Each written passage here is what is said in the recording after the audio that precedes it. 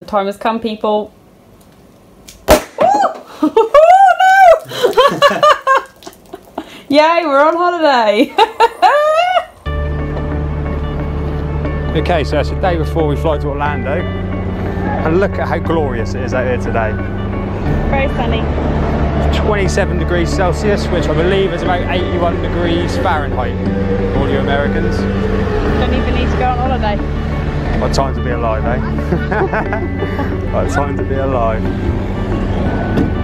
So if we look back there, that's where we're staying tonight. That's the Premier Inn. And turn to your left, not 180 degrees, and that's where we're going. So it's easy for the morning. Like 100 yards away from where we need to go to get the plane. That's why we stayed the night before. Yep.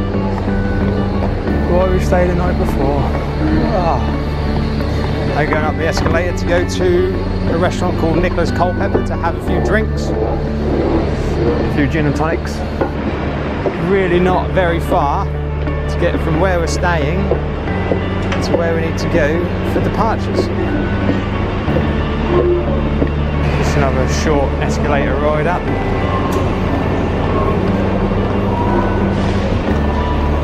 And we'll be there. I can't believe how nice it is today. No. It's never been this hot before, is it? Warmest April since 1947, I believe they say. It needs to be cold while we're away though. Well, it's supposed to get cooler again, isn't it? So here we are up the second escalator here. And if we turn around just here, this is where the departures are. So it's literally a 2-minute walk from the hotel. It's only the Premier Inn, like you don't need to stay in anything fancy. I don't know if you can see the distance, but that is the English version of a monorail. We'll be getting on that in a minute. There he is, to go over to the safe terminal to get some food at Giraffe, which is very nice. We'll show you that very shortly. Scary. As we're walking through to the departures, I believe Thompson and Virgin both do this, but if you stand here the night before, you can actually bag drop the night before as well, which means you can check in, get your flight ticket, drop your bags off, so the next morning all you have to do is come in, go straight through security, so you didn't even have to get into them horrendous lines. Unfortunately, we think that we can't do it this time because of Homeland Security, extra security, but we're now going to go and ask if we can do it, so we'll let you know in a minute. So we just spoke to a very nice man at the TUI desk. We don't know his name. We should have looked at his name, but we didn't, to be honest with you. And he confirmed that we can't actually check in and do the bag drop till tomorrow morning. But if we get here about 6 o'clock in the morning, there should be someone here that needs to profile you, which we've never had before. It's very strange, but it's something that we're going to have to endure. And if we get here at 6, we should still have plenty of time to go and do what we need to do, get done, get into the lounge, and we normally come across show you guys how much we can drink. Oh yeah, well that too. But we normally come across between like 6 and about 20+6 normally, so that's really not that different for us. So we'll just get here really, really early and be at the front of the queue. Well, try to be at the front of the queue. He did say that there was other flights with premium on it going before us, so we'll just have to get into that queue. But like I say, as long as we're here with plenty of time, get through early, get our smells, get in that lounge and drink all of the alcohol. Yes, we always buy perfume at the airport because when you're on holiday, you always remember smells. So like we like to buy new perfume for each holiday so that when you're at home and then you spray it on yourself, you're like, oh, that reminds me of this time or that time, and it really, really does. I've still got the first smell that we brought the first time that we went to America together, and every time I wear it, it's like going back to that first time. So it's like our little thing, isn't it? Yeah. And sunglasses. But then we regret buying sunglasses because we go to Orlando and all the outlets and there's loads of sunglasses everywhere. So the moral of this video is that if you did receive an email and you are flying with TUI and you can't actually check in until the day of, you can actually check in from about 6 o'clock in the morning. So yeah, if you like to get here early and do what you need to do, get here as early as you possibly want. There will be someone on the desks from 6 o'clock in the morning to profile you. Because we're dodgy. So we're at Nicholas Culpeper at the airport. As you can see, it's before security, so it's nice little pub and dining. And if you look to this little bit over here, I'll zoom in for you. This is the world's first airport gin distillery, and they distill all their gin in that little room just there. Now let me tell you, it's delicious. It's like no gin you've ever tasted before. We'll get a little bit closer for you and try and get some close up. But Emma, sitting just over there on her phone, I don't know if you can see her. Always on her phone, that girl. She bloody love it. There she is. Taking a picture of me. Happy, happy, happy. So I'm going to do some vlog sectioning. Shane is somewhere over there doing some vlogging, but he's like left me on my own at a bar. There he is, chatting away to the camera. I see you, husband. But all in all, if you do like a good gin, this is a very good place to come. And me, I do love a good gin, so this is perfect. Unfortunately, the dining here isn't all what it's cracked up to be. It's good food and a good menu, which I'll show you very shortly. But because they try and cook everything fresh, it seems to come out quite cold if you order a load of different things. So that's never a good thing. But we will see. We might give it another try again tonight, or we might go over to the Safe Terminal and go to Giraffe. We'll see. Okay, so we're just going to talk you through the menus a little bit of what's here, because they really do have a really good menu. We'll do the food first. So, we really like this place because this is really our kind of menu. So, we'll do it slowly so you can see. They've kind of got something that you can have every like time of the day, and they serve 24 hours here, which is really good. We've been here at any time. I mean, oh yes. And I think, can you remember what you had? Some sort of burger, I believe. You had a burger. Bacon and cheeseburger. You had that, didn't you, I think? What was bacon and cheeseburger. Yeah, I had the bacon and cheese thing. I can't remember what I had. My dad has had the sausage and mash. So like, it is a really, really good menu. I mean, mac and cheese. Yeah, that's what I had. Nicholas barbecue chicken. That's like my staple. I have that everywhere. But we had a really bad service the first time, and it had just opened, so we kind of gave them the benefit of the doubt. The sides are really good. Look at that sides menu. It is really good, but the service was bad the first time, wasn't it? It was a little bit poor, I think, because the food was quite cold, wasn't it? Yeah, the food was cold. Shane had a really good meal, and then mine came out like a little bit later and it was freezing cold. So we sent it back, and then the next one they brought out was completely wrong and also cold. So by that time Shane had already eaten all of his food, so I didn't have anything, and we got a bit grumpy. So we just went and had cake. So that was that. And then the next time we came back, it was the same thing, it was all cold. So give it a try by all means if this is your only place to come. Like, I really want this to be a good place to come, because it is really, really pretty and the food is good. Evidently the drinks are good. One thing that I would suggest is if you are going to come here, possibly try and order the same thing. If it's just the two of you, order the same thing, because they say that they cook everything fresh, so if it's the same thing, you might get it hot. Yeah. I think the problem was we ordered different things. We ordered all different things, yeah. Like different times to cook, so... Hello. For a place that is proud of its gin, it's not got an extensive gin collection, but I can only assume that means a good thing. And I've got some off-the-shelf ones. We've got some Death's Door, which is Wisconsin, Dodge Small Batch, Monkey 47, Bathtub, which I very much like. It's one of my favourites, Bathtub is. If you get the chance to try that, try it. Sipsmith's also a good one as well. And I've got some gin creations here. The Culpeper G&T is what I'm currently drinking right now, which when it comes into focus, it's got some tree in it, which I believe is rosemary. Isn't that a sprig?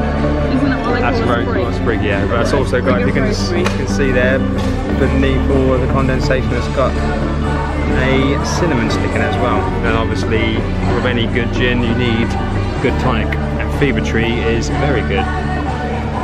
But Aldi do a good alternative. yeah. They've also got some good beer ale on the side, and they've got some draft beers, which I believe they brew themselves as well.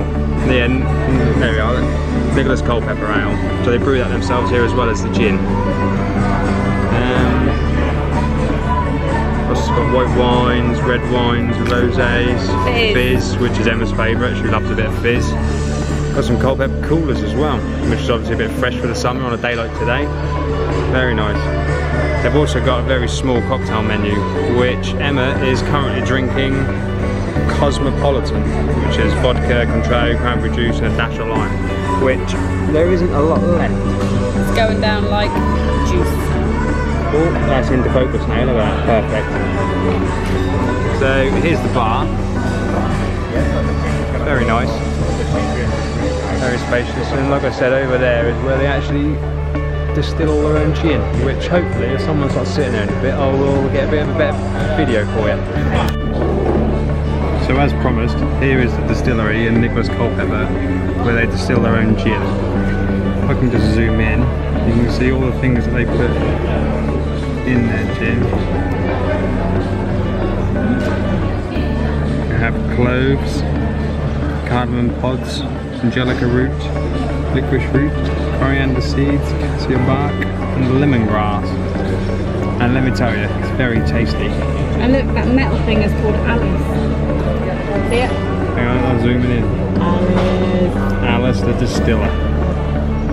Alice the distiller. What a very good distiller it is too. Look there, it's called Judith. Judith from Northenberg.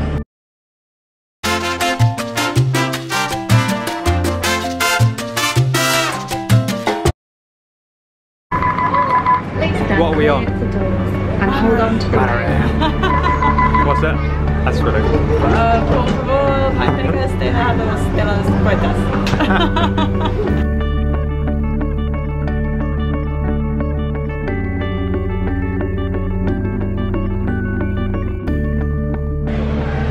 So we've come across to the safe terminal, and let me just spin you around.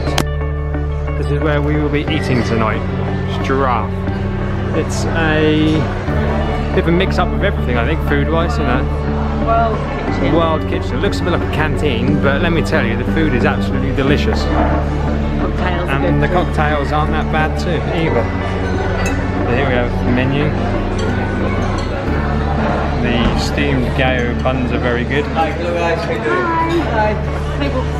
Sorry guys, I got cut up last time. As I was saying, the menu is very good here, although the lighting isn't very good. So Emma had the steamed gao bay buns last time, the katsu chicken ones. Very good, weren't they? They were very good. Very nice. I can't remember what I had, to be honest with you. There's literally world kitchen, so there is something for everybody on here. Some world plates with some smoky chipotle chicken, or lamb tagine, beef burritos, burgers, Texas barbecue brisket burgers. Very nice indeed. They've got vegetarian stuff, halloumi and falafel.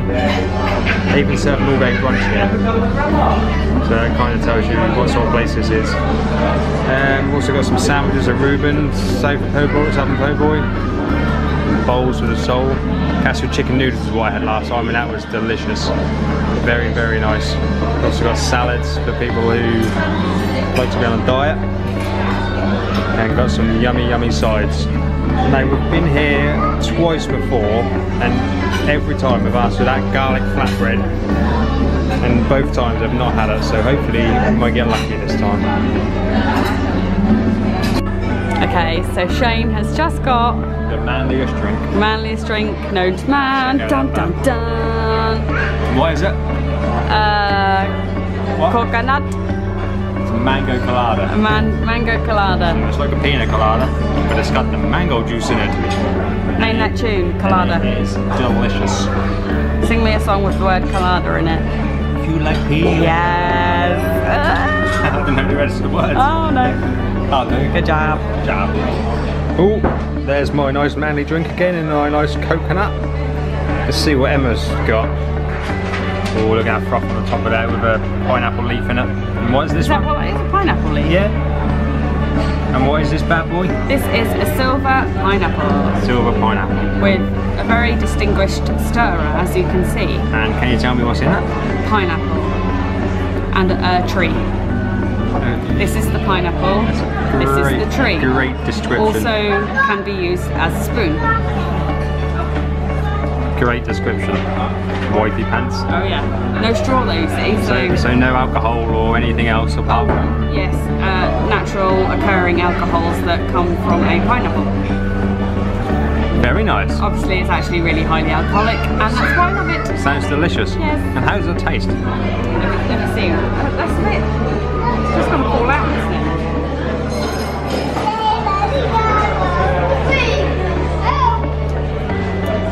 Tastes like unicorns. Unicorns? Unicorns and rainbows. What does a unicorn taste like? No, it does taste very nice actually. And I'm not a fruity person and it is really nice. You're not a fruity person? Well, in some ways. But I don't generally like strong fruit juices. But this is really nice. So it's a win from me. It's a win for Yao. Yes. Good, good. Appetizers have just turned up. And what on earth is that? That's half a tree. That's half a bread. tree. Who puts a tree on garlic bread? They do. I believe that is watercress, I think, by the looks of that. But the aroma I'm getting of garlic is amazing. So there's our garlic flatbread, and over here we have the katsu chicken steam buns, which I believe the buns are the same as what you get in Pandora with the cheeseburger bail buns. And Morimoto Asia, you can get just like this. Yeah, you get these buns in Morimoto Asia as well. So we're getting in the spirit of Disney right from the word go before we're even there. Yep. So the main courses have just turned up, or should I say entrees, as we're now going to America. And I have the jambalaya risotto, which has the added option of chicken, prawn and chorizo for an extra £3. So this is what I've gone for. And the smells that are coming from this are absolutely delicious. So I can't wait to get and dive into this bad boy. And Emma has gone for the chicken rodeo burger, which sounds very American as well. It does. Comes with chicken, bacon, cheese, barbecue sauce, and a little onion ring poking over there. Onion rings. With sweet potato fries. Sounds very delicious. It smells nice too. Okay, so just outside Giraffe, where you come down those stairs there's a WH Smith's, and I just want to say, if you're someone who's into your fitness, they do grenade bars in here, and if you haven't had a grenade bar, they are awesome.